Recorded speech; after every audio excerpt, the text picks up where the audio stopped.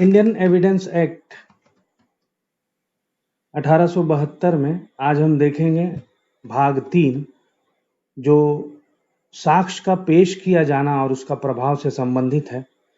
इसमें देखेंगे अध्याय 7 जो सबूत के भार के विषय में है और संबंधित धाराएं जो हैं वो 1 से लेके 114 ए तक हैं। तो देखते हैं संवैधानिक उपबंध भारतीय साक्ष्य अधिनियम अध्याय 7 सबूत के भार के विषय में। धारा 101 सबूत का भार।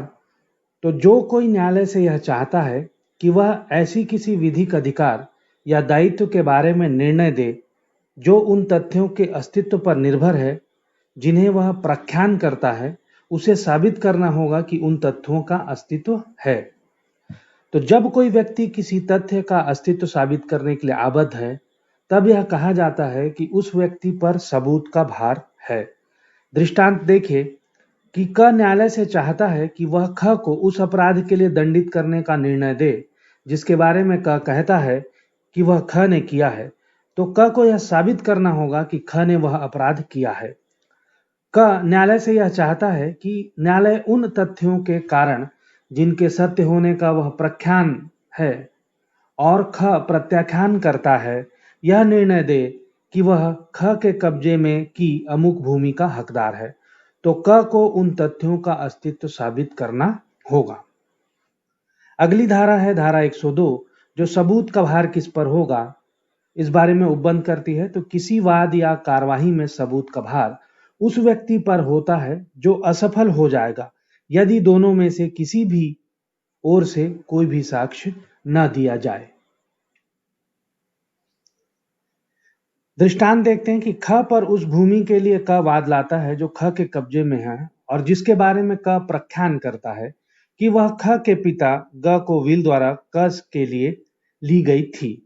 यदि किसी ओर से कोई साक्ष्य नहीं दिया जाएगा तो ख इसका हकदार होगा कि वह अपना कब्जा रखे, तो अतः सबूत का भार क पर है।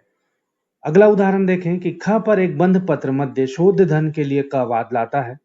उस बंध पत्र का निष्पादन स्वीकृत है किंतु ख कहता है कि वह कपट द्वारा अभिप्राप्त किया गया था, जिस बात का क प्रत्याख्यान करता है। तो यदि दोनों में से किसी भी ओर से कोई साक्ष्य नहीं दिया जाए तो क सफल होगा क्योंकि बंध पत्र विवादग्रस्त नहीं है और कपट साबित नहीं किया गया है, अतः सबूत का भार ख पर है।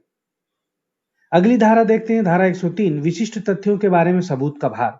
तो किसी विशिष्ट तथ्य के सबूत का भार उस व्यक्ति पर होता है जो न्यायालय से यह कहता है कि उसके अस्तित्व में विश्वास करे जब तक कि किसी विधि द्वारा यह उपबंधित न हो कि उस तथ्य के सबूत का भार किसी विशिष्ट व्यक्ति पर होगा। दृष्टांत देखिए ख को क चोरी के लिए अभियोजन करता है और न्यायालय में कहता है कि न्यायालय यह विश्वास करे कि ख ने चोरी की स्वीकृति ग से की है, तो क को यह स्वीकृति साबित करनी होगी। ख न्यायालय से चाहता है कि वह यह विश्वास करे कि प्रश्नगत प्रश्न पर वह अन्यत्र था, तो उसे यह साबित करनी होगी। धारा 104 देखते हैं कि साक्ष्य को ग्राह्य बनाने के लिए जो तथ्य साबित किया जाना हो उसे साबित करने का भार। तो ऐसे तथ्य को साबित करने का भार जिसका साबित किया जाना किसी व्यक्ति को किसी अन्य तथ्य का साक्ष्य देने को समर्थ करने के लिए आवश्यक है, उस व्यक्ति पर है जो ऐसा साक्ष्य देना चाहता है।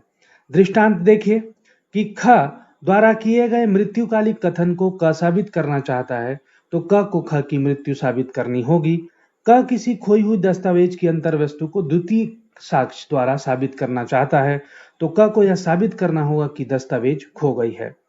धारा 105 यह साबित करने का भार कि अभियुक्त का मामला अपवादों के अंतर्गत आता है। तो जबकि कोई व्यक्ति किसी अपराध का अभियुक्त है, तब उन परिस्थितियों के अस्तित्व को साबित करने का भार जो उस मामलों को भारतीय दंड संहिता के साधारण अपवादों में से किसी के अंतर्गत या उसी संहिता के किसी अन्य भाग में या उस अपराध की परिभाषा करने वाली किसी विधि में अंतर्विष्ट किसी विशेष अपवाद या परंतुक के अंतर्गत देती है, उस व्यक्ति पर है और न्यायालय ऐसी परिस्थितियों के अभाव की उपधारणा करेगा। दृष्टांत हत्या का अभियुक्त का अभिकथित करता है कि वह चित्त विकृति के कारण उस कार्य की प्रकृति नहीं जानता था, तो सबूत का भार क पर है। उदाहरण ख हत्या का अभियुक्त का अभिकथित करता है कि वह गंभीर और अचानक प्रकोपन के कारण आत्मनियंत्रण की शक्ति से वंचित हो गया था। तो यहाँ पे सबूत का भार क पर है। अगला उदाहरण देखिए कि भारतीय दंड संहिता की धारा 325 उपबंधित करती है कि जो कोई उस दशा के सिवाय जिसके लिए धारा 335 में उपबंध है स्वेच्छया घोर उपहति करेगा, वह अमुक दंडों से दंडनीय होगा। तो क पर स्वेच्छा घोर उपहति कारित करने का धारा 325 के अधीन आरोप है। तो इस मामले को धारा 335 के अधीन लाने वाली परिस्थितियों को साबित करने का भार जो है वो क पर है। धारा 106 देखें कि विशेषतः ज्ञात तथ्य को साबित करने का भार। तो जबकि कोई तथ्य विशेषतः किसी व्यक्ति के ज्ञान में है तब उस तथ्य को साबित करने का भार उस पर है। दृष्टांत देखिए कि जबकि कोई व्यक्ति किसी कार्य को उस आशय से भिन्न किसी आशय से करता है जिसे उस कार्य का स्वरूप और परिस्थितियां इंगित करती हैं, तब उस आशय को साबित करने का भार उस पर है। ख पर रेल के बिना टिकट यात्रा करने का आरोप है, तो यह साबित करने का भार कि उसके पास टिकट था उस पर ही है। धारा 107 देखिए कि उस व्यक्ति की मृत्यु साबित करने का भार जिसका 30 वर्ष के भीतर जीवित होना ज्ञात है। तो जबकि प्रश्न यह है कि कोई मनुष्य जीवित है या मर गया है और यह दर्शित किया गया है कि वह 30 वर्ष के भीतर जीवित था, तब यह साबित करने का भार कि वह मर गया है उस व्यक्ति पर है जो उसे प्रतिज्ञात करता है। धारा 108 देखिए, जब साबित करने का भार कि वह व्यक्ति जिसके बारे में 7 वर्ष से कुछ सुना नहीं गया है जीवित है, परंतु जबकि प्रश्न यह है कि कोई मनुष्य जीवित है या मर गया है और यह साबित किया गया है कि उसके बारे में 7 वर्ष से उन्होंने कुछ नहीं सुना, जिन्होंने उसके बारे में यदि वह जीवित होता तो स्वाभाविकतः सुना होता, तब यह साबित करने का भार कि वह जीवित है उस व्यक्ति पर चला जाता है जो उसे प्रतिज्ञात करता है। धारा 109 भागीदारों, भूस्वामी और अभिधारी मालिक और अभिकर्ता के मामलों में सबूत का भार। जबकि प्रश्न यह है कि क्या कोई व्यक्ति भागीदार, भूस्वामी, अभिधारी या मालिक और अभिकर्ता और यह दर्शित कर दिया गया है कि वे इस रूप में कार्य करते हैं, तब यह साबित करने का भार कि क्रमशः इन संबंधों में परस्पर अवस्थित नहीं है या अवस्थित होने से परिविरत हो चुके हैं, उस व्यक्ति पर होगा जो उसे प्रतिज्ञात करता है। धारा 110 स्वामित्व के बारे में सबूत का भार। जबकि प्रश्न यह है कि क्या कोई व्यक्ति किसी चीज का स्वामी है जिस पर उसका कब्जा होना दर्शित किया गया है, तब यह साबित करने का भार कि वह स्वामी नहीं है उस व्यक्ति पर है जो प्रतिज्ञात करता है कि वह स्वामी नहीं है।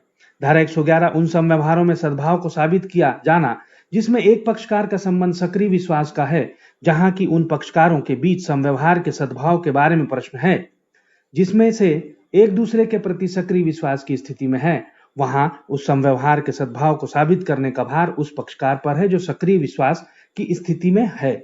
दृष्टांत देखें कि कक्षीकार द्वारा अटॉर्नी के पक्ष में लिए गए विक्रय का सद्भाव कक्षीकार द्वारा लाए गए वाद में प्रश्नगत है। समव्यवहार का सद्भाव साबित करने का भार अटॉर्नी पर है।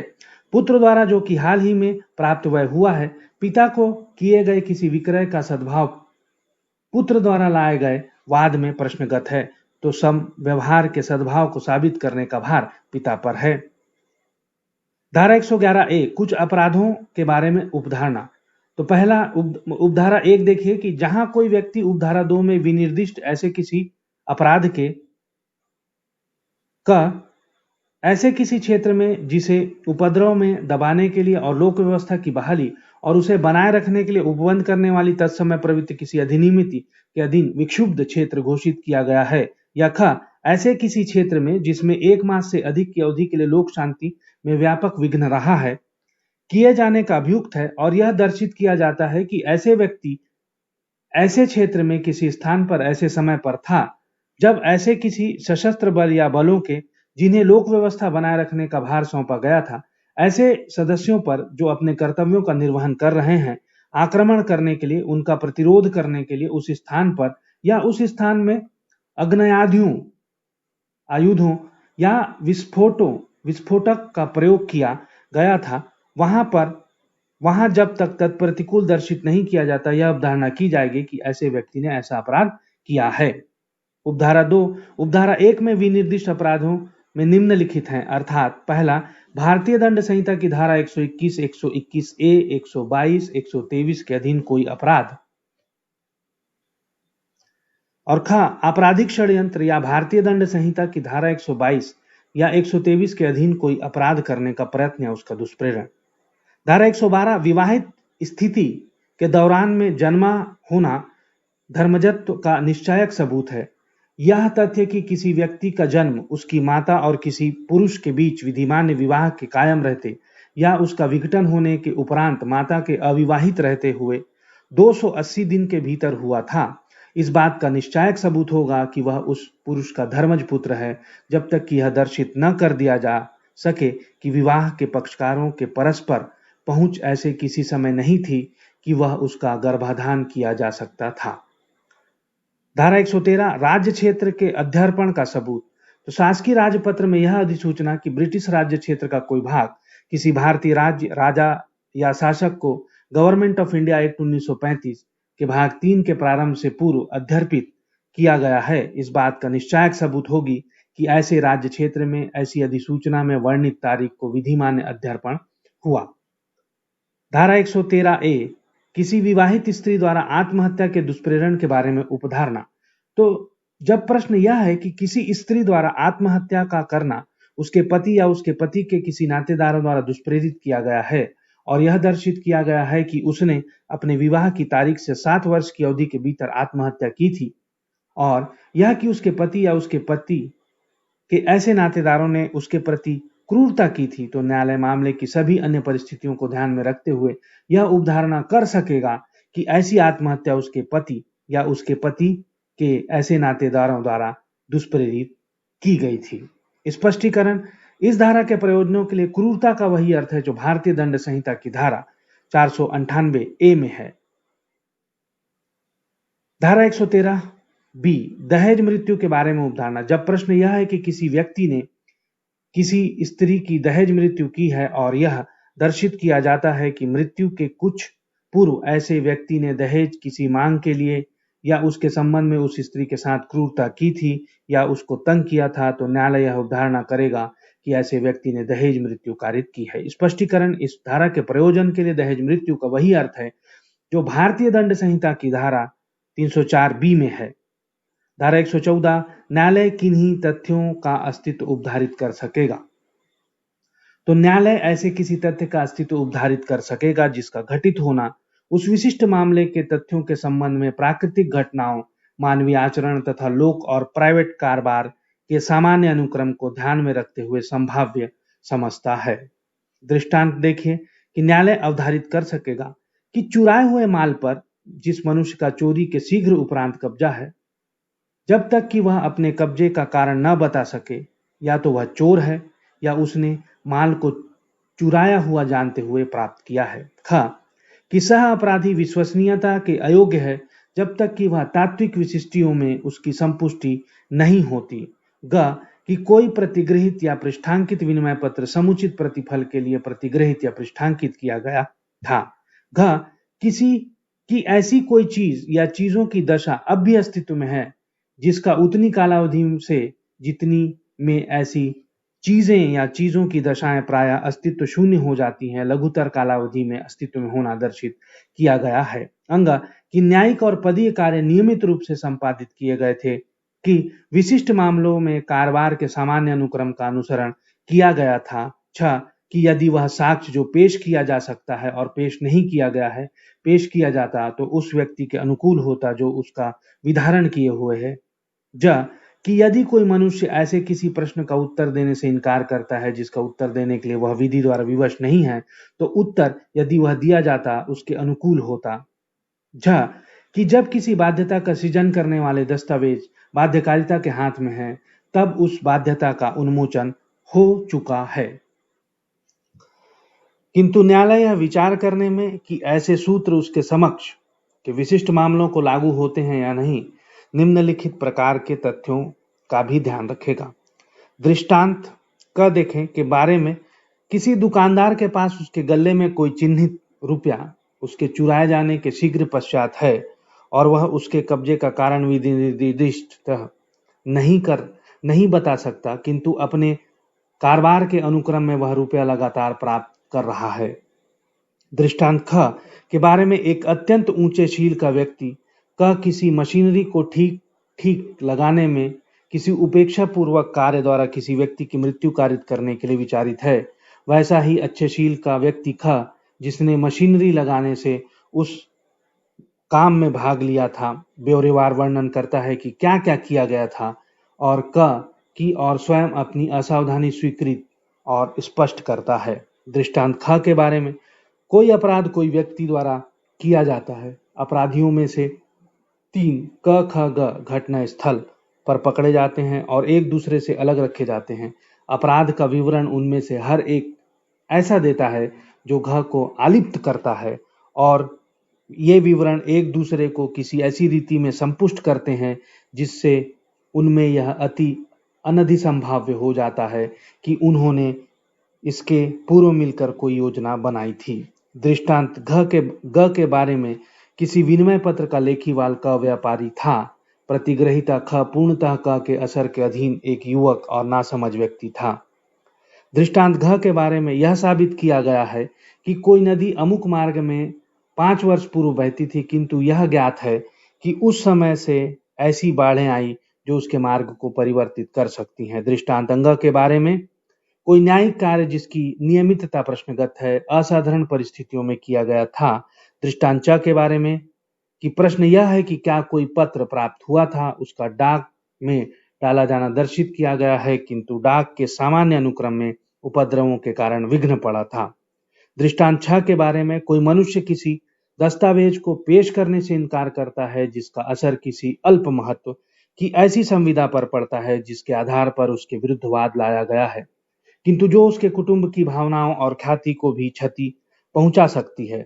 दृष्टांत ज के बारे में, कोई मनुष्य किसी प्रश्न का उत्तर देने से इनकार करता है जिसका उत्तर देने के लिए वह विधि द्वारा विवश नहीं है, किंतु उसका उत्तर उसे उस विषय से संसक्त विषयों में हानि पहुंचा सकता है जिसके संबंध में वह पूछा गया है। दृष्टांत ज के बारे में, कोई बंध पत्र बाध्यताधारी के कब्जे में है, किंतु मामले की परिस्थितियां ऐसी हैं कि हो सकता है कि उसने उसे चुराया हो।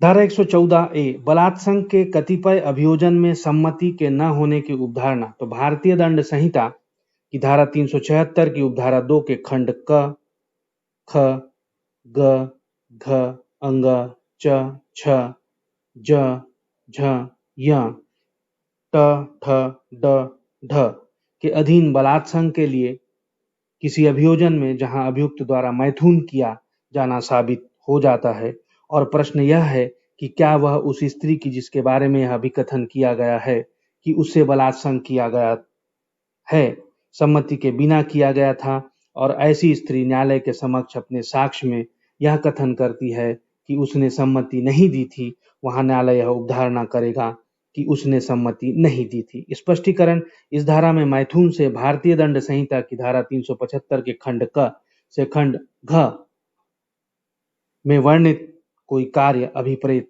होगा। धन्यवाद। भारतीय साक्ष्य अधिनियम इंडियन एविडेंस एक्ट 1872 में आज हम देखेंगे अध्याय 8 जो विबंध से संबंधित है। इसमें 3 धाराएं हैं, धारा 115, धारा 116 और धारा 117। तो चलिए देखते हैं सांविधिक उपबंध। धारा 115 विबंध से संबंधित है। जबकि एक व्यक्ति ने अपनी घोषणा कार्य या लोभ द्वारा अन्य व्यक्ति को विश्वास साहस्य कराया है या कर लेने दिया है कि कोई बात सत्य है, और ऐसे विश्वास पर कार्य कराया या करने दिया, तब न तो उसे और न उसके प्रतिनिधि को अपने और ऐसे व्यक्ति के या उसके प्रतिनिधि के बीच किसी वाद या कार्यवाही में उस वाद की सत्यता का प्रत्याख्यान करने दिया जाएगा। तो दृष्टांत देखिए कि क साशय और मिथ्या रूप से ख को यह विश्वास करने के लिए प्रेरित करता है कि अमुक भूमि क की है, और एतद् द्वारा ख को उसे क्रय करने और उसका मूल्य चुकाने के लिए उत्प्रेरित करता है। तत्पश्चात भूमि क की संपत्ति हो जाती है, और क इस आधार पर कि विक्रय के समय उसका उसमें हक नहीं था, विक्रय अपास्त करने की इच्छा करता है, तो उसे अपने हक का अभाव साबित करने नहीं दिया जाएगा। धारा 116 अभिधारी का और कब्जाधारी व्यक्ति के अनुज्ञप्तिधारी का विबंध। तो स्थावर संपत्ति के किसी भी अभिधारी को या ऐसे अभिधारी से व्युत्पन्न अधिकार से दावा करने वाले व्यक्ति को ऐसी अभिधृति के चालू रहते हुए इसका प्रत्याख्यान न करने दिया जाएगा कि ऐसे अभिधारी के भूस्वामी का ऐसी स्थावर संपत्ति पर उस अभिधृति के आरंभ पर हक था तथा किसी भी व्यक्ति को जो उस स्थावर संपत्ति पर उस पर कब्जाधारी व्यक्ति की अनुज्ञप्ति द्वारा इसका प्रत्याख्यान न करने दिया जाएगा कि ऐसे व्यक्ति को उस समय जब ऐसी अनुज्ञप्ति दी गई थी ऐसे कब्जे का हक था। धारा 117 विनिमय पत्र के प्रतिग्रहिता का और उपनिहिती का या अनुज्ञप्तिधारी का विबंध। तो किसी विनिमय पत्र के प्रतिग्रहिता को इसका प्रत्याख्यान करने की अनुज्ञा नहीं दी जाएगी कि लेखीवाल को ऐसे विनिमय पत्र लिखने का या उसे पृष्ठांकित करने का प्राधिकार था, और न किसी उपनिहिती या अनुज्ञप्तिधारी को इसका प्रत्याख्यान करने दिया जाएगा कि उपनिधाता या अनुज्ञापक को उस समय जब ऐसे उपनिधान या अनुज्ञप्ति आरंभ हुई ऐसे उपनिधान करने या अनुज्ञप्ति अनुदान करने का प्राधिकार था। स्पष्टीकरण 1 किसी विनिमय पत्र का प्रतिग्रहिता इसका प्रत्याख्यान कर सकता है कि विनिमय पत्र वास्तव में उस व्यक्ति द्वारा लिखा गया था जिसके द्वारा लिखा गया वह तात्पर्य है। स्पष्टीकरण 2 देखिए कि यदि कोई उपनिहित माल उपनिधाता से अन्य किसी व्यक्ति को परिदत्त करता है तो वह साबित कर सकेगा कि ऐसे व्यक्ति का उस उपनिधाता के विरुद्ध अधिकार था। धन्यवाद। भारतीय साक्ष्य अधिनियम 1872 में, इंडियन एविडेंस एक्ट 1872 में आज हम देखेंगे चैप्टर 9 साक्षियों के विषय में। तो देखिए धारा 118 कौन साक्ष्य दे सकेगा। तो सभी व्यक्ति साक्ष्य देने के लिए सक्षम होंगे जब तक कि न्यायालय का यह विचार न हो कि कोमल वयस, अति वार्धक्य, शरीर के या मन के रोग या इसी प्रकार के किसी अन्य कारण से वे उनसे किए गए प्रश्नों को समझने से या उन प्रश्नों के युक्तियुक्त उत्तर देने से निवारित हैं। स्पष्टीकरण कि कोई पागल व्यक्ति साक्ष्य देने के लिए अक्षम नहीं है जब तक कि वह अपने पागलपन के कारण उससे किसी किए गए प्रश्नों को समझने से या उनके युक्तियुक्त उत्तर देने से निवारित न हो। धारा 119 देखिए कि साक्षी का मौखिक रूप से संसूचित करने में असमर्थ होना।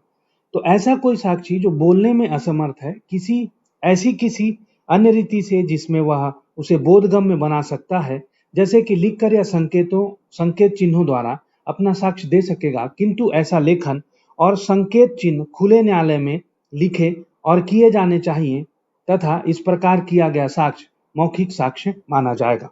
परंतु यदि साक्षी मौखिक रूप से संसूचित करने में असमर्थ है तो न्यायालय कथन अभिलिखित करने में किसी भी द्विभाषीय या विशेष प्रबोधक की सहायता लेगा और ऐसे कथन की वीडियो फिल्म तैयार की जाएगी। धारा 120 देखिए कि सिविल वाद के पक्षकार और उनकी पत्नियां या पति दांडिक विचारण के अधीन व्यक्ति का पति या पत्नी। तो सभी सिविल कार्रवाइयों में वाद के पक्षकार और वाद में के किसी पक्षकार का पति या पत्नी सक्षम होंगे। किसी व्यक्ति के विरुद्ध दांडिक कार्यवाही में उस व्यक्ति का पति या पत्नी सक्षम साक्षी होगा या होगी। धारा 121 देखिए कि न्यायाधीश और मजिस्ट्रेट।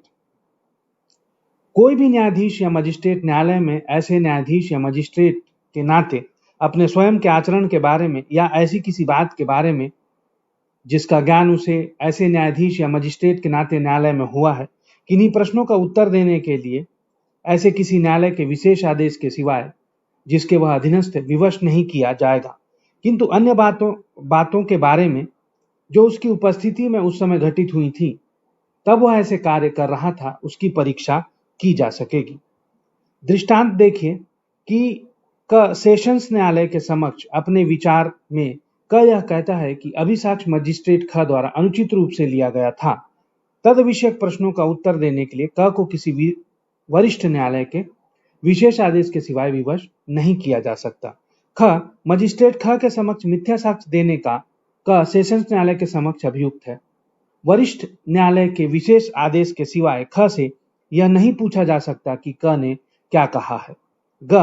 क सेशंस न्यायालय के समक्ष इसलिए अभियुक्त है कि उसने सेशंस न्यायाधीश ख के समक्ष विचारित होते समय किसी पुलिस ऑफिसर की हत्या करने का प्रयत्न किया। ख की यह परीक्षा की जा सकेगी कि क्या घटित हुआ था।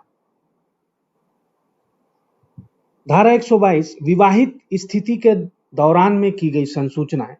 तो कोई भी व्यक्ति जो विवाहित या जो विवाहित रह चुका है, किसी संसूचना को जो किसी व्यक्ति द्वारा जिससे वह विवाहित है या रह चुका है, विवाहित स्थिति के दौरान में उसे दी गई प्रकट करने के लिए विवश न किया जाएगा और न किसी ऐसी संसूचना को प्रकट करने के लिए अनुज्ञात किया जाएगा जब तक कि वह व्यक्ति जिसने वह संसूचना दी है या उसका हित प्रतिनिधि सम्मत न हो, सिवाय उन वादों में जो विवाहित व्यक्तियों के बीच हों या उन कार्यवाहियों में जिनमें एक विवाहित व्यक्ति दूसरे के विरुद्ध किए गए किसी अपराध के लिए अभियोजित है। धारा 123 राज्य का कार्यकलापों के बारे में साक्ष्य। तो कोई भी व्यक्ति राज्य के किसी भी कार्यकलापों से संबंधित अप्रकाशित शासकीय अभिलेखों से व्युत्पन्न कोई भी साक्ष्य देने के लिए अनुज्ञात न किया जाएगा, सिवाय संपृक्त विभाग के प्रमुख ऑफिसर की अनुज्ञा के, जो अनुज्ञा देगा या उसे विधारित करेगा जैसा वह करना वह ठीक समझे। धारा 124 शासकीय संसूचनाएं।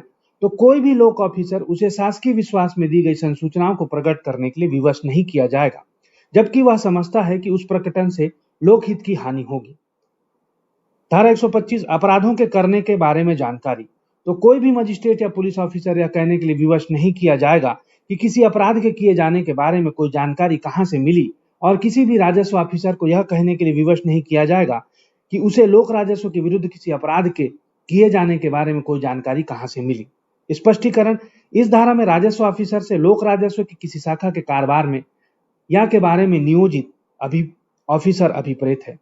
धारा 126 वृत्तिक संसूचनाएं। कोई भी बैरिस्टर, अटॉर्नी, प्लीडर या वकील अपने कक्षीकार की अभिव्यक्ति सम्मति के बिना के सिवाय ऐसी किसी संसूचना को प्रकट करने के लिए जो उसके ऐसे बैरिस्टर, अटॉर्नी, प्लीडर या वकील की हैसियत में नियोजन के अनुक्रम में या के प्रयोजनार्थ उसके कक्षीकार द्वारा या की ओर से उसे दी गई हो, अथवा किसी दस्तावेज की जिससे वह अपने वृत्तिक नियोजन के अनुक्रम में या के प्रयोजनार्थ परिचित हो गया है, अंतर्वस्तु या दशा कथित करने को अथवा किसी सलाह को जो ऐसे नियोजन के अनुक्रम में या के प्रयोजनार्थ उसने अपने कक्षीकार को दी है, प्रकट करने के लिए किसी भी समय अनुज्ञात नहीं किया जाएगा।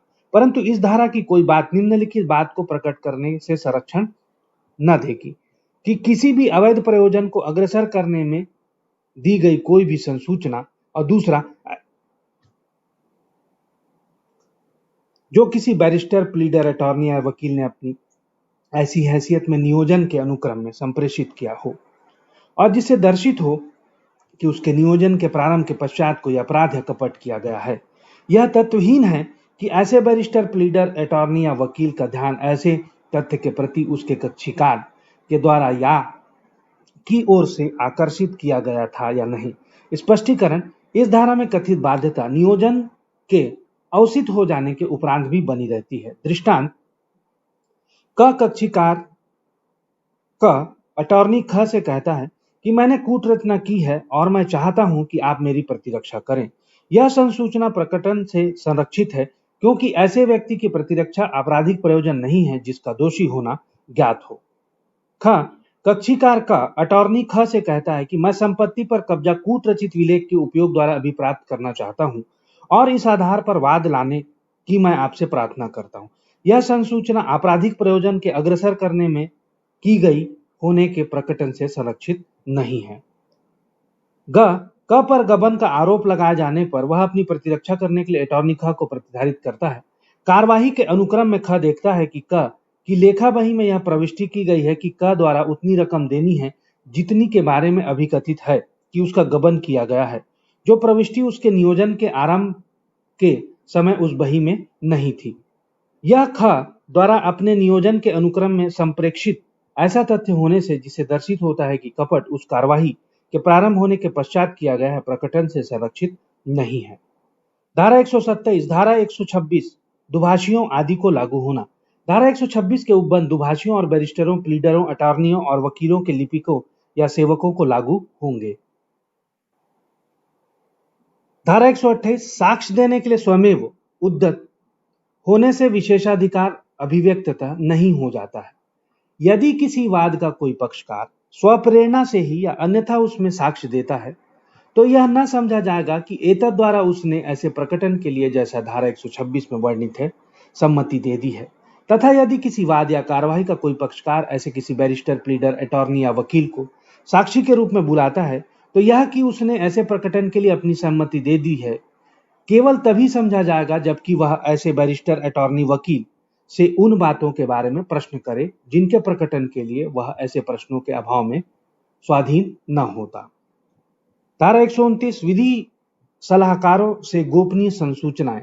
कोई भी व्यक्ति किसी गोपनीय संसूचना को जो उसके और उसके वित्तिक सलाहकार के बीच हुई है, न्यायालय को प्रकट करने के लिए विवश नहीं किया जाएगा जब तक कि वह अपने साक्षी के तौर पर पेश न कर दे। ऐसे पेश करने की दशा में किन्हीं भी ऐसी संसूचनाओं को जिन्हें उस किसी साक्ष्य को स्पष्ट करने के लिए जानता हो जो उसने दिया है, न्यायालय को आवश्यक प्रतीत हो, प्रकट करने के लिए विवश किया जा सकेगा, किंतु किन्हीं भी अन्य संसूचनाओं को नहीं।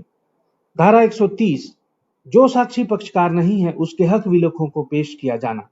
कोई भी साक्षी जो वाद का पक्षकार नहीं है, किसी संपत्ति संबंधी अपने हक विलेखों को या किसी ऐसी दस्तावेज को जिसके बल पर वह गिरवीदार या बंधककार के रूप में कोई संपत्ति धारण करता है, या किसी दस्तावेज को जिसका पेशकरण उसे अपराध में फंसाने के लिए प्रवृत्त रखता है, पेश करने के लिए विवश नहीं किया जाएगा जब तक कि उसने ऐसे विलेखों के पेशकरण की इच्छा रखने वाले व्यक्ति के साथ या ऐसे किसी व्यक्ति के साथ जिसने व्युत्पन्न अधिकार से यह व्यक्ति दावा करता है कि उन्हें पेश करने का लिखित करार न कर लिया गया हो। धारा 131 ऐसे दस्तावेजों या इलेक्ट्रॉनिक अभिलेखों का पेश किया जाना जिन्हें कोई दूसरा व्यक्ति जिसका उन पर कब्जा पेश करने से इनकार कर सकता है। कोई भी व्यक्ति अपने कब्जे में ऐसे दस्तावेजों को अपने नियंत्रण वाले इलेक्ट्रॉनिक अभिलेखों को पेश करने के लिए जिसको पेश करने के लिए कोई अन्य व्यक्ति, यदि वे उसके कब्जे या नियंत्रण में होते, पेश करने से इनकार करने का हकदार होता, विवश नहीं किया जाएगा जब तक कि ऐसे अंतिम वर्णित व्यक्ति उन्हें पेश करने के लिए सहमति नहीं देता है। 132 इस आधार पर कि उत्तर उसे अपराध में फंसाएगा, साक्षी उत्तर देने के लिए से क्षम्य न होगा। यदि कोई साक्षी किसी वाद या किसी सिविल या दांडिक कार्रवाई में विवादक विषय के सुसंगत किसी विषय के बारे में किए गए किसी प्रश्न का उत्तर देने से इस आधार पर क्षम्य नहीं होगा कि ऐसे प्रश्न का उत्तर ऐसे साक्षी को अपराध में फंसाएगा या उसकी प्रवृत्ति प्रत्यक्षतः या परोक्षतः अपराध में फंसाने की होगी, वह ऐसे साक्षी को किसी किस्म की शास्ति या संपहरण के लिए उच्छन्न करेगा या इसकी प्रवृत्ति प्रत्यक्षतः या परोक्षतः उच्छन्न करने की होगी। परंतु ऐसा कोई भी उत्तर जिसे देने के लिए कोई साक्षी विवश किया जाएगा उसे गिरफ्तार या अभियोजन के अध्ययन नहीं करेगा और न ऐसे उत्तर द्वारा मिथ्या साक्ष्य देने के लिए अभियोजन में के सिवाय वह उसके विरुद्ध किसी दांडिक कार्यवाही में साबित किया जाएगा। धारा 133 सह अपराधी अभियुक्त व्यक्ति के विरुद्ध सक्षम साक्षी होगा और कोई दोष सिद्ध केवल इसलिए अवैध नहीं होगी कि वह सह अपराधी के असंपुष्ट परिसाक्ष्य के आधार पर की गई है। धारा 134 साक्षियों की संख्या। किसी मामले में किसी तथ्य को साबित करने के लिए साक्षियों की कोई विशिष्ट संख्या अपेक्षित नहीं होगी। धन्यवाद। देखिए, भारतीय साक्ष्य अधिनियम इंडियन एविडेंस एक्ट 1872 में आज हम देखेंगे चैप्टर 10 जो साक्षियों की परीक्षा के विषय में उपबंध करता है। तो इस अध्याय में जो संबंधित धाराएं हैं वो धारा 135 से लेके 166 तक की धाराएं हैं। तो आज हम देखेंगे सांविधिक उपबंध जो है कि साक्षियों की परीक्षा के विषय में क्या सांविधिक उपबंध है। तो देखिए, धारा 135 जो है वो बताती है कि साक्षियों के पेशकरण और उनकी परीक्षा का क्रम। तो साक्षियों के पेशकरण और उनकी परीक्षा का क्रम क्रमशः सिविल और दांडिक प्रक्रिया से तत्समय संबंधित विधि और पद्धति द्वारा तथा ऐसे किसी विधि के अभाव में न्यायालय के विवेक द्वारा विनियमित होगा। धारा 136 न्यायाधीश साक्ष्य की ग्राह्यता के बारे में निश्चय करेगा। तो जबकि दोनों में से कोई पक्षकार किसी तथ्य का साक्ष्य देने की प्रस्तावना करता है, तब न्यायाधीश साक्ष्य देने की प्रस्तावना करने वाले पक्षकार से पूछ सकेगा कि अभिकथित तथ्य यदि वह साबित कर हो जाए तो किस प्रकार सुसंगत होगा, और यदि न्यायाधीश यह समझता है कि वह तथ्य यदि साबित हो गया तो सुसंगत होगा तो वह उस साक्ष्य को ग्रहण करेगा, अन्यथा नहीं। यदि वह तथ्य जिसका साबित करना प्रस्तावित है ऐसा है जिसका साक्ष्य किसी अन्य तथ्य के साबित होने पर ही ग्राह्य होता है, तो ऐसा अंतिम वर्णित तथ्य प्रथम वर्णित तथ्य का साक्ष्य दिए जाने के पूर्व साबित करना होगा, जब तक कि पक्षकार ऐसे तथ्य को साबित करने का वचन न दे दे और न्यायालय ऐसे वचन से संतुष्ट न हो जाए। यदि एक अभिकथित तथ्य की सुसंगति अन्य अभिकथित तथ्य के प्रथम साबित होने पर निर्भर हो, तो न्यायाधीश अपने विवेकानुसार या तो दूसरे तथ्य के साबित होने के पूर्व प्रथम तथ्य का साक्ष्य दिया जाना अनुज्ञात कर सकेगा, या प्रथम तथ्य का साक्ष्य दिए जाने के पूर्व द्वितीय तथ्य का साक्ष्य दिए जाने की अपेक्षा कर सकेगा। दृष्टांत, यह प्रस्थापना की गई है कि एक व्यक्ति के जिसका मृत होना अभिकथित है, सुसंगत तथ्य के बारे में एक कथन को, जो कि धारा 32 के अधीन सुसंगत है, साबित किया जाए। तो इससे पूर्व कि उस कथन का साक्ष्य दिया जाए, उस कथन को साबित करने की प्रस्थापना करने वाले व्यक्ति को यह तथ्य साबित करना होगा कि वह व्यक्ति मर गया है। यह प्रस्थापना की गई है कि एक ऐसी दस्तावेज की अंतर्वस्तु को जिसका खोई होना कथित है, प्रतिलिपि द्वारा साबित किया जाए, तो यह तथ्य कि मूल खो गया है, प्रतिलिपि पेश करने की प्रस्थापना करने वाले व्यक्ति को वह प्रतिलिपि पेश करने के पूर्व साबित करना होगा।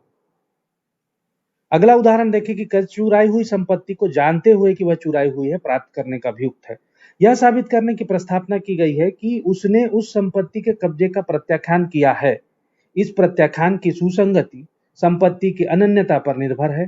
न्यायालय अपने विवेकानुसार या तो कब्जे के प्रत्याख्यान के साबित होने के पूर्व संपत्ति की पहचान की जानी अपेक्षित कर सकेगा, या संपत्ति की पहचान की जाने के पूर्व कब्जे का प्रत्याख्यान साबित किए जाने की अनुज्ञा दे सकेगा। अगला उदाहरण देखिए कि किसी तथ्य का जिसका कि विवादक तथ्य का हेतु या परिणाम होना कथित है, साबित करने की प्रस्थापना की गई है।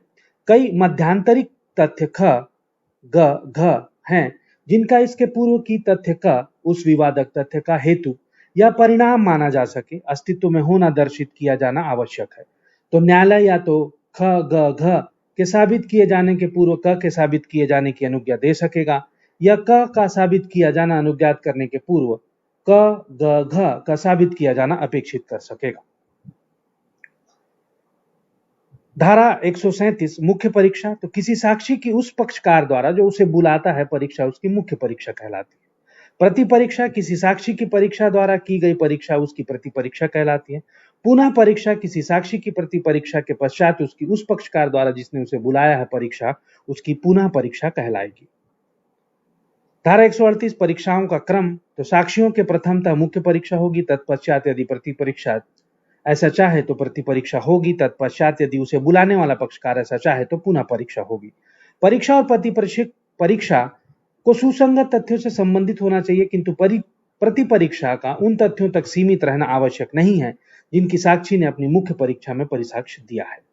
पुनः परीक्षा की दिशा, तो पुनः परीक्षा उन बातों के स्पष्टीकरण के प्रति उद्दिष्ट होगी जो प्रति परीक्षा में निर्दिष्ट हों, तथा यदि पुनः परीक्षा में न्यायालय की अनुज्ञा से कोई नई बात प्रविष्ट की गई हो तो प्रति परीक्षा उस बात के बारे में अतिरिक्त प्रति परीक्षा कर सकेगा। धारा 139 किसी दस्तावेज के पेश करने के लिए सम्मिलित व्यक्ति की प्रति परीक्षा, किसी दस्तावेज को पेश करने के लिए सम्मिलित व्यक्ति केवल इस तथ्य के कारण कि वह उसे पेश करता है साक्षी नहीं हो जाता, यदि और जब तक वह साक्षी के तौर पर बुलाया नहीं जाता उसकी प्रति परीक्षा नहीं की जा सकेगी।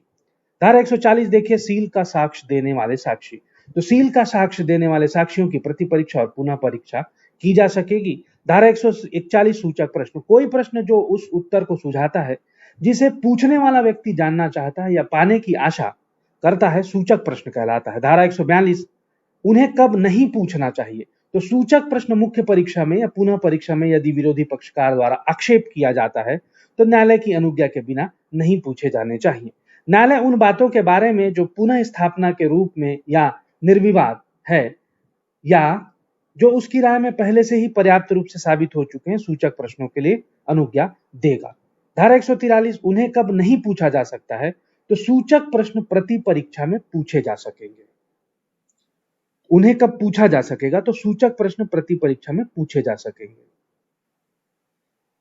धारा 144 लेखबद्ध विषयों के बारे में साक्ष्य, तो किसी साक्षी से जबकि वह परीक्षाधीन है यह पूछा जा सकेगा कि क्या कोई संविदा अनुदान या संपत्ति का अन्य व्यय जिसके बारे में वह साक्ष्य दे रहा है, किसी दस्तावेज में अंतर्वृष्ट नहीं था, और यदि वह कहता है कि वह था, या यदि वह किसी दस्तावेज की अंतर्वस्तु के बारे में कोई कथन करने ही वाला है जिसे न्यायालय की राय में पेश किया जाना चाहिए, जो प्रतिपक्षी आक्षेप कर सकेगा कि ऐसा साक्ष्य तब तक नहीं दिया जाए जब तक ऐसी वस्तु पेश नहीं कर दी जाती, या जब तक वे तथ्य साबित नहीं कर दिए जाते जो उस पक्षकार को जिसने साक्षी को बुलाया है उसका द्वितीयक साक्ष्य देने का हक देते हैं।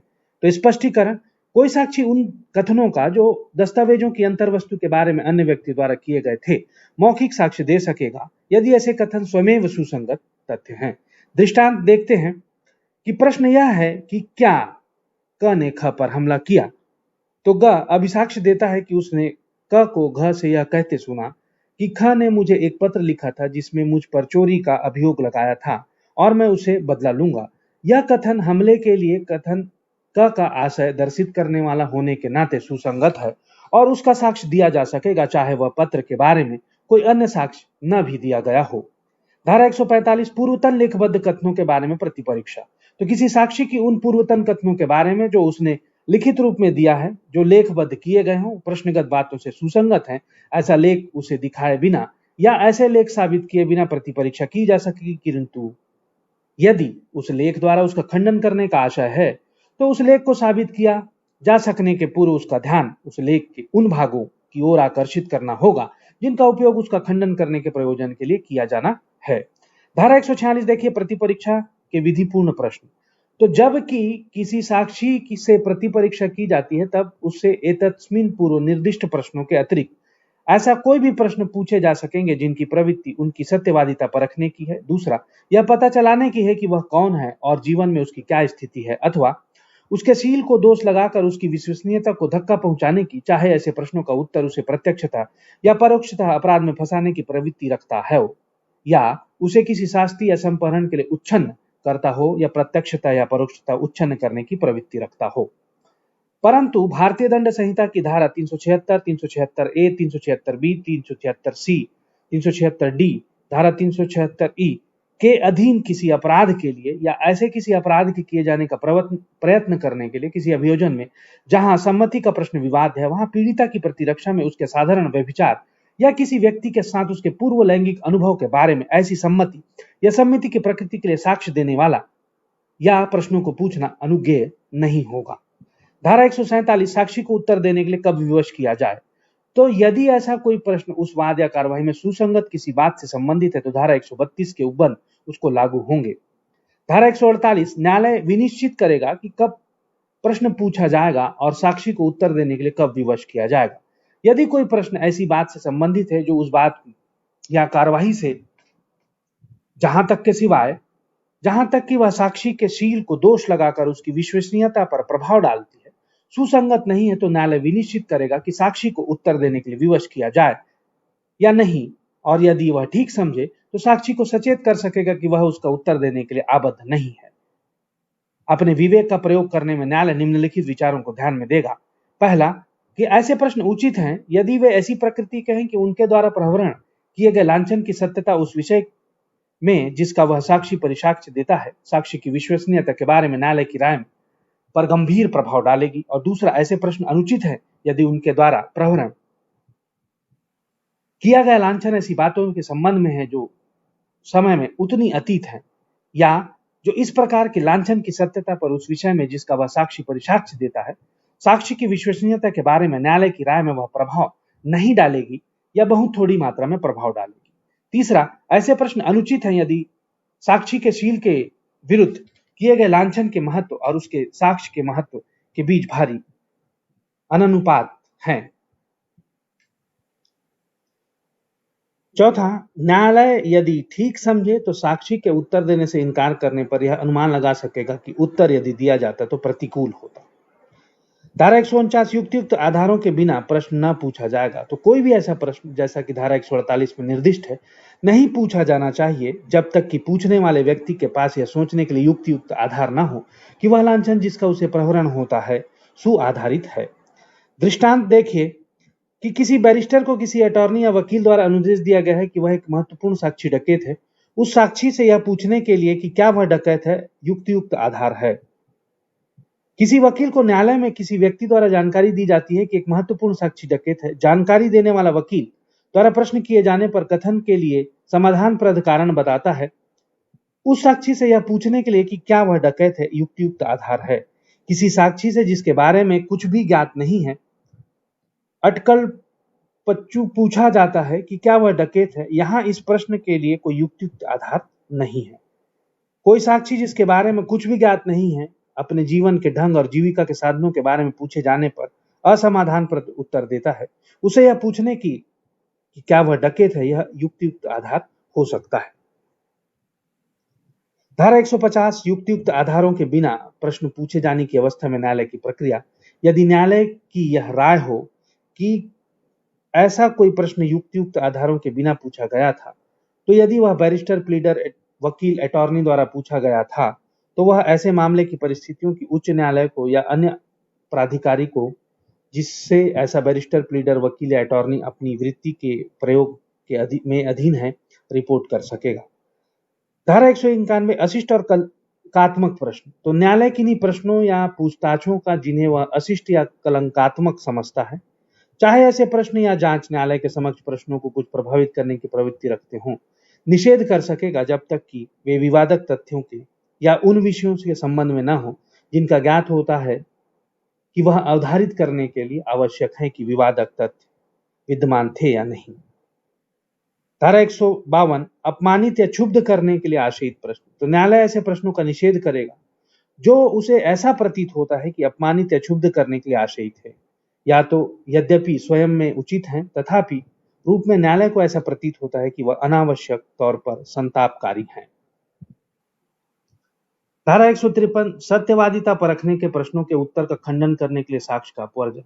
जबकि किसी साक्षी से ऐसा कोई प्रश्न पूछा गया हो जो जांच से केवल वहीं तक सुसंगत है जहां तक कि वह उसके शील को क्षति पहुंचाकर उसकी विश्वसनीयता को धक्का पहुंचाने की प्रवृत्ति रखता है और उसने उसका उत्तर दे दिया हो, तब उसका खंडन करने के लिए कोई साक्ष्य नहीं दिया जाएगा। किंतु यदि वह मिथ्या उत्तर देता है तो तत्पश्चात उस पर मिथ्या साक्ष्य देने का आरोप लगाया जा सकेगा। तो अपवाद 1, यदि किसी साक्षी से पूछा गया है कि वह तत्पूर्व किसी अपराध के लिए दोष सिद्ध हुआ था और वह उसका प्रत्याख्यान करे, तो उसकी पूर्व दोष सिद्धि का साक्ष्य दिया जा सकेगा। यदि किसी साक्षी से उसकी निष्पक्षता का अधिक्षेप करने की प्रवृत्ति रखने वाला कोई प्रश्न पूछा जाए और वह सुझाए हुए तथ्यों से प्रत्याख्यान द्वारा अपना उत्तर देता है, तो उसका खंडन किया जा सकेगा। दृष्टांत देखते हैं कि किसी निम्नांकक के विरोध एक दावे का प्रतिरोध कपट के आधार पर किया जाता है। तो दावेदार से पूछा जाता है कि क्या उसने पिछले एक संव्यवहार में कपटपूर्ण दावा नहीं किया था, तो वह इसका प्रत्याख्यान करता है। यह दर्शित करने के लिए साक्ष्य स्थापित किया जाता है कि उसने ऐसा दावा सचमुच किया था, तो यह साक्ष्य अग्राह्य है। अगला उदाहरण देखें कि किसी साक्षी से पूछा जाता है कि क्या वह किसी ओहदे से बेईमानी के लिए पदच्युत नहीं किया गया था, तो वह प्रत्याख्यान करता है। तो यह दर्शित करने के लिए कि वह बेईमानी से पदच्युत किया गया था, साक्ष्य प्रतिस्थापित किया जाता है। यह साक्ष्य ग्राह्य नहीं है। क प्रतिज्ञात करता है कि उसने अमुक दिन ख को लाहौर में देखा। क से पूछा जाता है कि क्या वह स्वयं उस दिन कलकत्ते में नहीं था, वह इसका प्रत्याख्यान करता है। यह दर्शित करने के लिए कि क उस दिन कलकत्ते में था, साक्ष्य प्रस्थापित किया जाता है। यह साक्ष्य ग्राह्य है, इस नाते नहीं कि वह क के एक तथ्य के खंडन करता है जो उसकी विश्वसनीयता पर प्रभाव डालता है, वरन इस नाते कि वह अभिकथित तथ्य का खंडन करता है कि ख प्रश्न गत दिन लाहौर में देखा गया था। इनमें से हर एक मामले में साक्षी पर यदि उसका प्रत्याख्यान मिथ्या था, मिथ्या साक्ष्य देने का आरोप लगाया जा सकेगा। क से पूछा जाता है कि क्या उसके कुटुंब और ख जिसके विरुद्ध वह साक्ष्य देता है कुटुंब में कुल बैर नहीं रहा था, तो वह इसका प्रत्याख्यान करता है। उसका खंडन इस आधार पर किया जा सकेगा कि यह प्रश्न उसकी निष्पक्षता पर अधिक्षेप करने की प्रवृत्ति रखता है। धारा 154 पक्षकार द्वारा अपने ही साक्षी से प्रश्न। तो देखिए उपधारा 1, न्यायालय उस व्यक्ति को जो साक्षी को बुलाता है उस साक्षी से कोई ऐसे प्रश्न करने की अपनी विवेकानुसार अनुज्ञा दे सकेगा जो प्रतिपक्षी द्वारा प्रति परीक्षा में किए जा सके। और उपधारा 2, इस धारा की कोई बात उपधारा 1 के अधीन इस प्रकार अनुज्ञात किए गए व्यक्ति को ऐसे साक्षी से किसी भाग का अवलंब लेने के हक से वंचित नहीं करेगी। धारा 155 साक्षी की विश्वसनीयता पर अधिक्षेप। तो किसी साक्षी की विश्वसनीयता पर प्रतिपक्षी द्वारा या न्यायालय की सम्मति से उस पक्षकार द्वारा जिसने उसे बुलाया है निम्नलिखित प्रकारों से अधिक्षेप किया जा सकेगा। पहला, उन व्यक्तियों के साक्ष्य द्वारा जो परिसाक्ष्य देते हैं कि साक्षी के बारे में अपने ज्ञान के आधार पर वे उसे विश्वसनीयता का अपात्र समझते हैं। और दूसरा, यह साबित किए जाने की कि साक्षी को रिश्वत दी गई है या उसने रिश्वत की प्रस्तावना प्रतिग्रहित कर ली है या उसे अपना साक्ष्य देने के लिए कोई अन्य भ्रष्ट उत्प्रेरणा मिली है। तीसरा, उसके साक्ष्य के किसी ऐसे भाग से जिसका खंडन किया जा सकता है असंगत पिछले कथनों को साबित करने द्वारा। स्पष्टीकरण देखिए कि कोई साक्षी जो किसी अन्य साक्षी की विश्वसनीयता के लिए अपात्र घोषित करता है, अपने से की गई मुख्य परीक्षा में अपने विश्वास के कारणों को चाहे न बताए, किंतु प्रति परीक्षा में उससे उनके कारणों को पूछा जा सकेगा और उन उत्तरों का जिन्हें वह देता है खंडन नहीं किया जा सकता। तथापि यदि वे मिथ्या हों तत्पश्चात उस मिथ्या साक्ष्य देने का आरोप लगाया जा सकेगा। दृष्टांत कि ख को बेचे गए और परिधान किए गए माल के मूल्य के लिए ख पर वाद लाता है। क कहता है कि उसने ख को माल परिधान किया। यह दर्शित करने के लिए साक्ष्य प्रस्थापित किया जाता है कि किसी पूर्व अवसर पर उसने कहा था कि उसने उस माल का परिधान ख को नहीं किया था। यह साक्ष्य ग्राह्य है। ख की हत्या के लिए क पर अभ्यारोप लगाया गया है। ग कहता है कि ख ने मरते समय घोषित किया था कि क ने ख को यह घाव दिया था जिससे वह मर गया। यह दर्शित करने के लिए साक्ष्य प्रस्थापित किया जाता है कि किसी पूर्व अवसर पर ग ने कहा था कि घाव क द्वारा या उसकी उपस्थिति में नहीं किया गया था। यह साक्ष्य ग्राह्य है।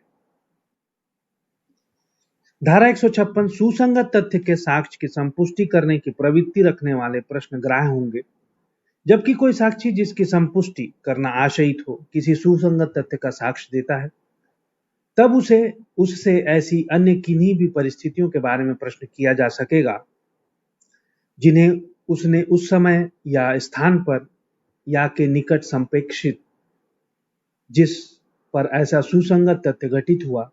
यदि न्यायालय की यह राय हो कि ऐसी परिस्थितियां यदि वे साबित हो जाएं, साक्षी के उस सुसंगत तथ्य के बारे में जिसका वह साक्ष्य देता है परिसाक्ष्य को संपुष्ट करेगी। दृष्टांत देखें कि क एक सह अपराधी जिसकी लूट का जिसमें उसने भाग लिया था वृत्तांत देता है।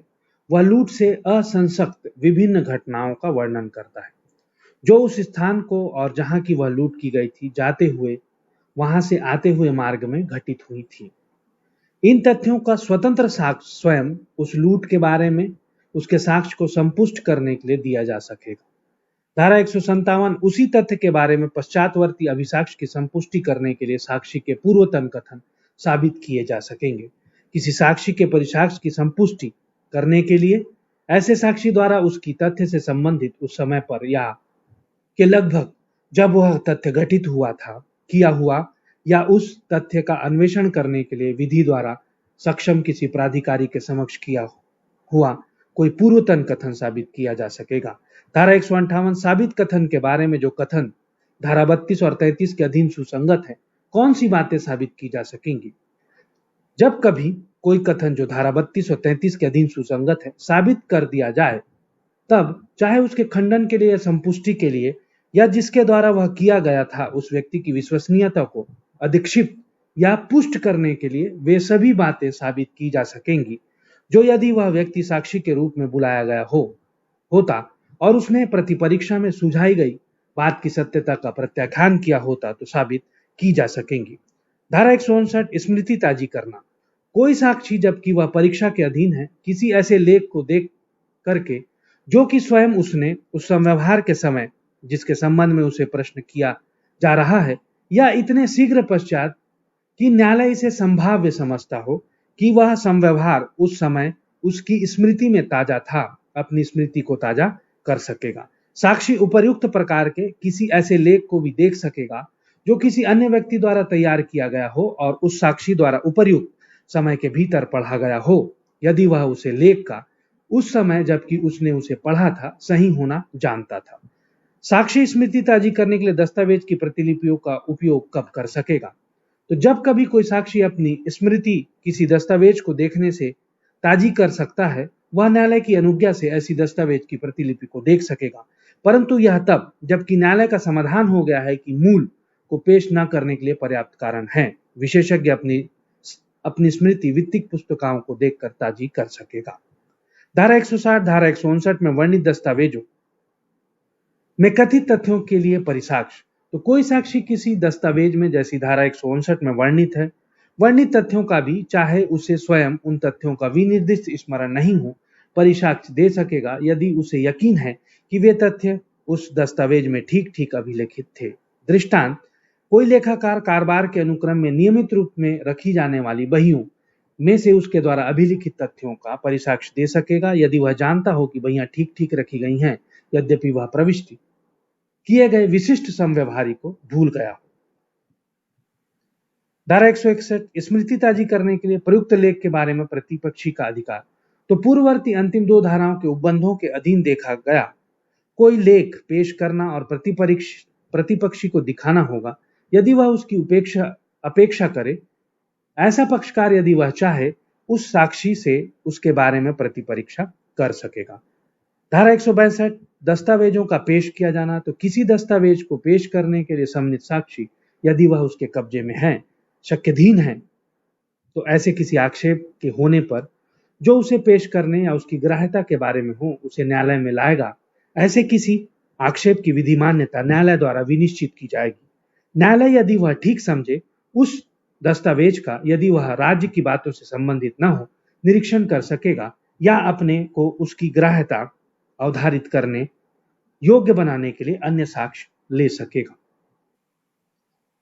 दस्तावेजों का अनुवाद। यदि ऐसे प्रयोजन के लिए किसी दस्तावेज का अनुवाद कराना आवश्यक हो, तो न्यायालय यदि वह ठीक समझे अनुवादक को निर्देश दे सकेगा कि वह उसकी अंतर्वस्ती को गुप्त रखे, सिवाय जबकि दस्तावेज को साक्ष्य में दिया जाना हो, तथा यदि अनुवादक ऐसे निर्देश की अवज्ञा करे तो वह अवधारित किया जाएगा कि उसने भारतीय दंड संहिता की धारा 166 के अधीन अपराध किया है। धारा 163, मंगाई गई और सूचना पर पेश किए गए दस्तावेज का साक्ष्य के रूप में दिया जाना। जबकि कोई पक्षकार किसी दस्तावेज को जिसे पेश करने की उसने दूसरे पक्षकार को सूचना दी है, मंगाता है और ऐसे दस्तावेज की पेश की जाती है और उस पक्षकार द्वारा जिसने उसे पेश करने की मांग की है निरीक्षित हो जाती है, तब यदि उसे पेश करने वाला पक्षकार उससे ऐसा करने की अपेक्षा करता है तो वह उसे साक्ष्य के रूप में देने के लिए आबद्ध होगा। धारा 164, सूचना पाने पर जिसे दस्तावेज के पेश करने से इनकार कर दिया गया है उसको साक्ष्य के रूप में उपयोग में लाना। जबकि कोई पक्षकार ऐसे किसी दस्तावेज को पेश करने से इनकार कर देता है जिसे पेश करने की उसे सूचना मिल चुकी है, तब वह तत्पश्चात उस दस्तावेज को दूसरे पक्षकार की सम्मति के या न्यायालय के आदेश के बिना साक्ष्य के रूप में उपयोग में नहीं ला सकेगा। दृष्टांत देखिए कि ख पर किसी करार के आधार पर क वाद लाता है और ख उसे पेश करने की सूचना देता है। विचारण में क उस दस्तावेज की मांग करता है और ख उसे पेश करने से इनकार कर देता है। क उसकी अंतर्वस्तु का द्वितीयक साक्ष्य देता है। क द्वारा दिए गए द्वितीयक साक्ष्य का खंडन करने के लिए या यह दर्शित करने के लिए वह करार स्टाम्पित नहीं था, ख दस्तावेज को ही पेश करना चाहता है, तो ऐसा नहीं कर सकता है। धारा 165, प्रश्न करने या पेश करने का आदेश देने की न्यायालय की शक्ति। तो न्यायाधीश सुसंगत तथ्यों का पता चलाने के लिए या उनका उचित सबूत अभिप्राप्त करने के लिए किसी भी रूप में, किसी भी समय, किसी भी साक्षी या पक्षकारों से किसी भी सुसंगत या विसंगत तथ्य के बारे में कोई भी प्रश्न जो वह चाहे पूछ सकेगा या किसी भी दस्तावेज या चीज को पेश करने का आदेश दे सकेगा, और न तो पक्षकार और न ही अभिकर्ता हकदार होंगे कि वह किसी भी प्रश्न या आदेश के प्रति कोई भी आक्षेप करें, न ऐसे किसी भी प्रश्न के प्रत्युत्तर में दिए गए किसी भी उत्तर पर किसी भी साक्षी की न्यायालय की इजाजत के बिना परीक्षा करने के हकदार होंगे। परंतु निर्णय को उन तथ्यों पर जो अधिनियम द्वारा सुसंगत घोषित किए गए हैं और जो सम्यक रूप से साबित किए गए हों आधारित होना होगा। परंतु यह भी कि न तो धारा न्यायाधीश को किसी साक्षी को किसी ऐसे प्रश्न का उत्तर देने के लिए या किसी ऐसी दस्तावेज को पेश करने को विवश करने के लिए प्राधिकृत करेगी जिसका उत्तर देने या जिसे पेश करने से यदि प्रतिपक्षी द्वारा वह प्रश्न पूछा गया होता तो वह दस्तावेज में मंगाई गई होती, तो ऐसा साक्षी दोनों धाराओं को सम्मिलित करते हुए धारा 121 से 131 के पर्यंत धाराओं के अधीन इनकार करने का हकदार होगा, और न न्यायाधीश कोई ऐसा प्रश्न पूछेगा जिसका पूछना किसी अन्य व्यक्ति के लिए धारा 148 से 149 के अधीन अनुचित होगा, और न एतस्मिन पूर्व अपवादित दशाओं के सिवाय किसी भी दस्तावेज के प्राथमिक साक्ष्य का दिया जाना अभिमुक्त करेगा। धारा 166 जूरी या असेसरों की प्रश्न करने की शक्ति। तो जूरी द्वारा या असेसरों की सहायता से विचारित मामलों में जूरी या असेसर साक्षियों से कोई भी ऐसे प्रश्न न्यायाधीश के माध्यम से या इजाजत से कर सकेंगे जिन्हें न्यायाधीश स्वयं कर सकता हो और जिन्हें वह उचित समझे। धन्यवाद। भारतीय साक्ष्य अधिनियम इंडियन एविडेंस एक्ट 1872 में आज हम देखेंगे चैप्टर 11 जो पार्ट 3 से संबंधित है। तो देखिए, अध्याय 11 जो है वो साक्ष्य के अनुचित ग्रहण और अग्रहण के विषय में उपबंध करता है। तो इससे संबंधित जो धारा है वो धारा 167 जो भारतीय साक्ष्य अधिनियम की अंतिम धारा भी है। तो साक्ष्य के अनुचित ग्रहण या अग्रहण के लिए नवीन विचारण नहीं होगा। तो साक्ष्य का अनुचित ग्रहण या अग्रहण स्वमेव किसी भी मामले में नवीन विचारण के लिए या किसी विनिश्चय के उल्टे जाने के लिए आधार नहीं होगा। यदि उस न्यायालय को जिसके समक्ष ऐसा आक्षेप उठाया गया है यह प्रतीत होता है कि आक्षिप्त और गृहीत उस साक्ष्य के बिना भी विनिश्चय के न्यायोचित ठहराने के लिए यथेष्ट साक्ष्य, अथवा यह कि यदि अग्रहित साक्ष्य लिया भी गया होता तो उससे विनिश्चय में फेरफार न होना चाहिए था। और अनुसूची जो है वो अधिनियमितियां निरसन अधिनियम 1938 की धारा 2 और अनुसूची द्वारा निरसित है। धन्यवाद।